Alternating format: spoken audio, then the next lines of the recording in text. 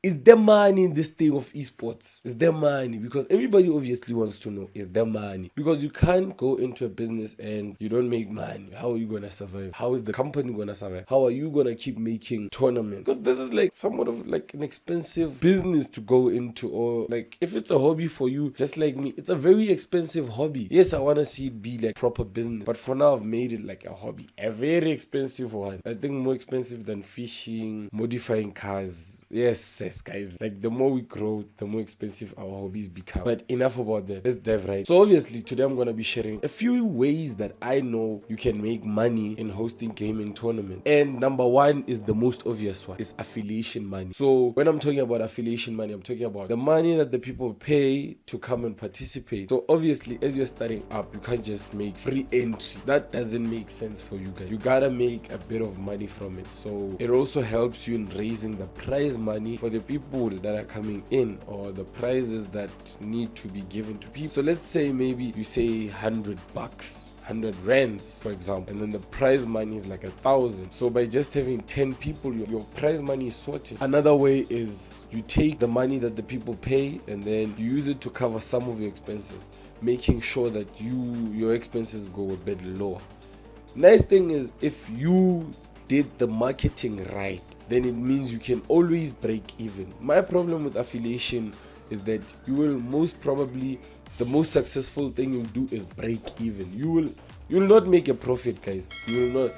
Yeah, your profit margins might be small, but you will not make a profit.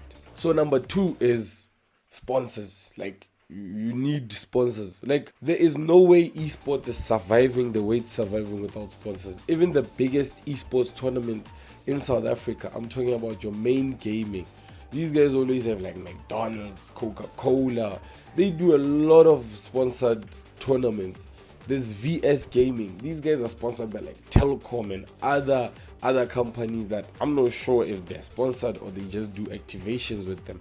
But that's something, like that's the route I'm trying to get into this year. Yes, I've done a bit of sponsored content there and there with some other companies, even my company, to help it boost the company sales. You see, then obviously with sponsors, the third thing is obviously going to be partners. Sometimes you just have to get like a partner that says, let's do this and let's run with it. A partner is not a sponsor. I want to get that clear, because a sponsor just says, here's money, put me in front of these many people or these many eyes. But a partner says, okay, you have this product, let's take this product, I will help finance the whole thing. I might benefit by getting your people to come into my thing, right? That is for me, I believe it's something different from a sponsor, because a sponsor already has objectives. You have to meet a certain criteria, have these many people, these many eyes, this much foot traffic at your tournament, and then I will give you X amount of money, or I will give you X product that we have. If Sony says we want to sponsor you, they sponsor you with maybe a PlayStation 5. By giving you a PlayStation 5, they say, but we have to be in front of 1,000 eyes. We have to have activations, have X amount of people there. We'll have a stall and whatever. That's what sponsors bring. But partners, what they normally do is, it's us and you doing this thing. Whether we win or we lose, we are in this thing together. We don't care about the eyes, the people that are there. What we care about is, if we grow this thing alongside you, the nice thing is now automatically we are the guys that were there with you from the beginning, and then now we are now associated with you overall. Typical example, so I haven't gotten sponsored, but I've had partners. So the local mall in my area is my partner. They allow me to host in their facility. Like recently, it's now free of charge. Didn't used to be that way, but now it's free of charge. And how I did that is by building a relationship with them. So they came in as a partner. They don't make any money from it. They roughly don't benefit anything, except for the people that come to my tournament, and then by default they are in their malls, so they will shop around. What I'm trying to do this year is get maybe some of their tenants to sponsor. So when they sponsor, yes, they say, if if you bring us 500, if you bring 500 or 1,000 people, we will sponsor you. And then obviously I can show proof that there's like 500 people that are walking into the mall coming to my tournament. So by default, if you have a stall there, maybe a food stall, these people might go to your store to buy food. These people might go to your store to buy maybe the TVs that we have, you see, because I'm hosting on a certain brand and I would like to get a partnership with them. This is something I'm gonna mention in a later video when I'm talking about sponsorship.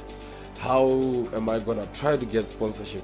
If I'm successful, yes, I will teach you guys how to get sponsors, because by getting sponsors you will somewhat reduce the expenses on your side. Because let's say the sponsors come in with a cash prize, a prize of some sort. Now you have a prize. And now what you have to do is market. Number 4 will be advertising. So advertising, what that allows you is, with your tournament, if you can just interest other companies, small, medium, large companies, to advertise on your tournaments. These guys are not sponsors, these guys are not partners. These guys are just coming in to advertise. Maybe you have stalls for them so that they can exhibit whatever product that they have. That will be a plus on your side, because they will be paying for a sport to advertise to your group of people. Let's say you are guaranteed you will bring 500 people into a venue. 500 is not people that are participating in the tournament, but these are people that maybe are coming to spectate. Other people just come in for fun. I remember like some of my tournaments, I have parents bringing their children to come there. So already, let's say now parents see like these companies that sell like TVs, that sell like proper tech for their houses. Now you're interested, the person with the money to purchase from this guy is now gonna always come to your tournaments, because now they know that you can bring food traffic. Now these guys know that you can bring people to your tournaments. If they work with your tournaments, then automatically they try to convert these people to be their customers. So that's another way of you making money. Then the side projects. Side projects is like, for example, I have another company that is in charge of this YouTube channel. This is why this YouTube channel exists, is to somewhat try and promote that business. So with the tournaments, well, I deal in custom-made gaming PCs or tailored PCs for whatever industry. I use that platform with the tournaments to showcase the computers that I have in store. So people can actually come forth and say, I need a PC similar to their one. I need a PC that can play X amount of games, that can do music production, that can do graphic design.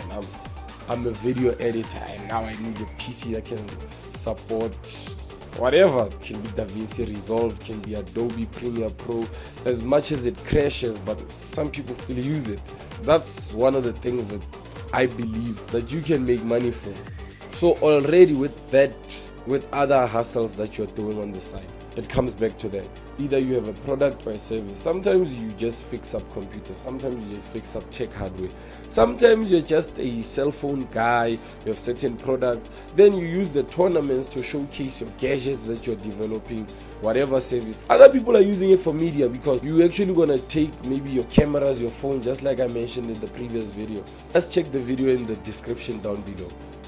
Go watch it if you didn't watch it, guys. So what you'll be doing with that is you'll be directing people to other pieces of services or products that you have.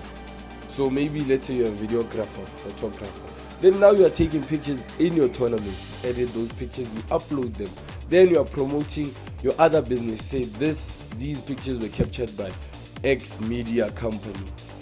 Right? Now people that are coming to view the tournament pictures know that X media company is in charge of the media from the gaming tournament they went to. Now they have a birthday and they need a photographer or videographer. They hire you. Someone is working somewhere in marketing and whatever.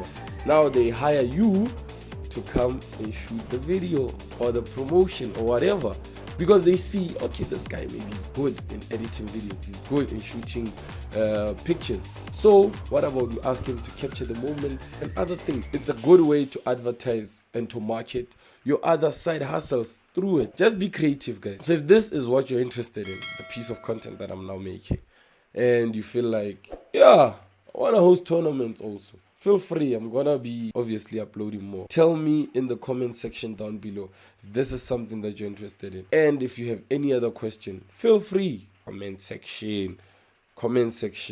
So guys, see you in the next one. Peace.